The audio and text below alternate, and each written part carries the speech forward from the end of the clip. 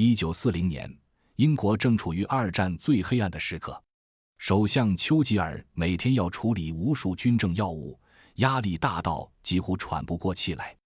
这时，他的一位老朋友，著名作家 H.G. 威尔斯主动提出要搬到首相府附近，方便随时为老友分忧。按理说，在如此艰难的时刻，有挚友相伴应该是件好事，但丘吉尔却婉言谢绝了。他说：“我的朋友，正因为我们是好友，我才不能让你离我太近。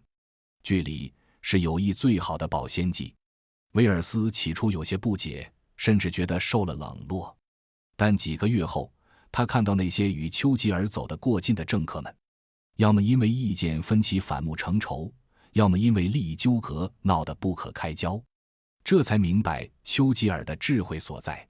战后，威尔斯在回忆录中写道：“温斯顿教会了我一个道理，真正的友谊不是零距离的拥抱，而是恰到好处的守望。”这个故事让我想起了一个深刻的社交真理：人与人之间最舒服的关系从来不是亲密无间，而是亲疏有度。距离感，人际关系中被忽视的智慧。现代社会，我们似乎陷入了一个误区，认为关系越亲密越好，距离越近越真诚。朋友圈要互相点赞，微信要秒回，恨不得把所有心事都掏给对方。但现实往往给我们当头一棒，那些曾经掏心掏肺的友谊，最后却因为边界模糊而分崩离析；那些曾经形影不离的伙伴，最终却因为过度亲密而反目成仇。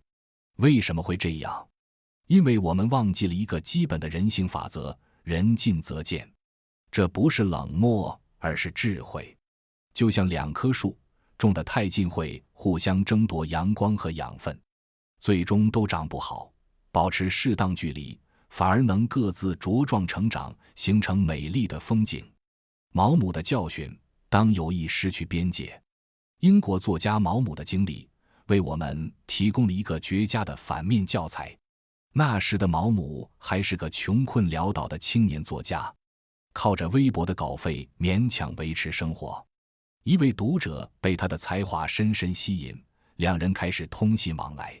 信件中的交流让彼此都感到愉悦，毛姆觉得终于遇到了知音，读者也为能与偶像对话而兴奋不已。这种美好的关系维持了很长时间，直到毛姆做了一个致命的决定，邀请这位朋友到家中做客。见面的那一刻，一切都变了。那位在信中温文尔雅的读者，现实中却是个毫无边界感的人。他不仅对毛姆的私生活指手画脚，还理所当然地要求毛姆请客吃饭，而且一定要去最贵的餐厅。当毛姆委婉表达自己的经济困难时，这位朋友竟然嘲笑他是落魄文人，仿佛毛姆欠了他什么似的。那顿饭几乎花光了毛姆1个月的生活费。更让他心寒的是，对方竟然觉得这是理所应当的。毛姆匆忙找了个借口离开，从此再也没有联系过这个人。多年后，他在回忆这段经历时说：“距离产生美。”这句话用在友谊上再合适不过。有些人只适合在远处欣赏。这个故事告诉我们一个残酷的真相：当关系失去边界时，尊重也就当然无存了。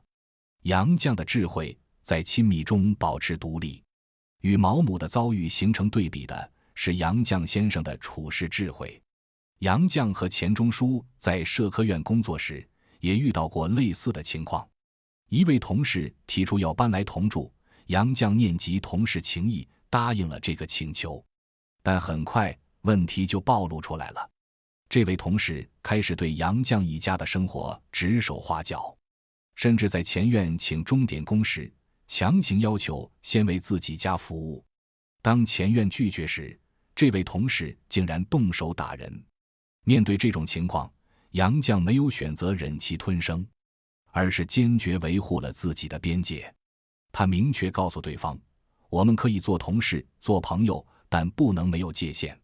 这件事之后，杨绛更加明白了一个道理，即使是最亲密的关系，也需要有清晰的边界。他后来常说，人与人之间最舒服的距离是我在这里，你在那里，我们彼此关心，但不互相干扰。正是这种智慧，让杨绛在漫长的人生中始终保持着良好的人际关系。他的朋友遍天下，但没有一个人能够随意侵犯他的私人空间。加缪与萨特，友谊如何毁于过度亲密？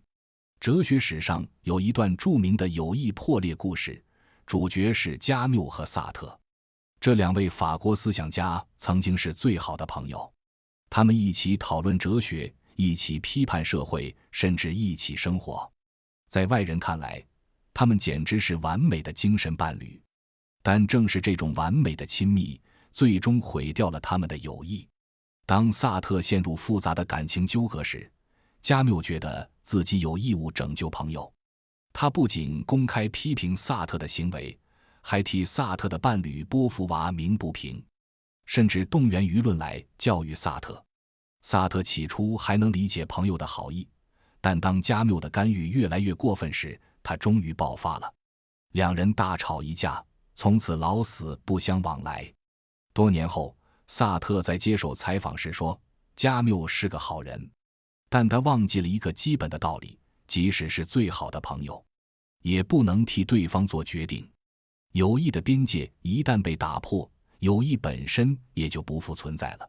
这个故事让我们看到，过度的关心有时候比冷漠更可怕。当我们以爱的名义越过边界时，往往会得到相反的结果。豪猪的哲学，寻找最佳距离。德国哲学家叔本华曾经讲过一个豪猪的寓言。在寒冷的冬天，豪猪们为了取暖而聚在一起，但当他们靠得太近时，身上的刺就会刺痛彼此，于是他们又分开了。分开后又觉得寒冷，于是再次聚拢。经过反复的尝试，他们终于找到了一个最佳距离，既能获得温暖，又不会被刺伤。这就是著名的豪猪效应，它揭示了人际关系中的一个重要原理：最舒服的关系往往存在于一个微妙的平衡点上。太远了，感受不到温暖；太近了，又会互相伤害。只有找到那个恰到好处的距离，关系才能长久而美好。沈从文的远见，距离中的深情。中国文学史上，沈从文和王继珍的友谊堪称典范。两人都是文学爱好者，经常一起讨论学术问题，彼此欣赏，情同手足。当王继珍决定出国深造时，所有人都以为沈从文会极力挽留，毕竟失去这样一个知音是多么可惜的事。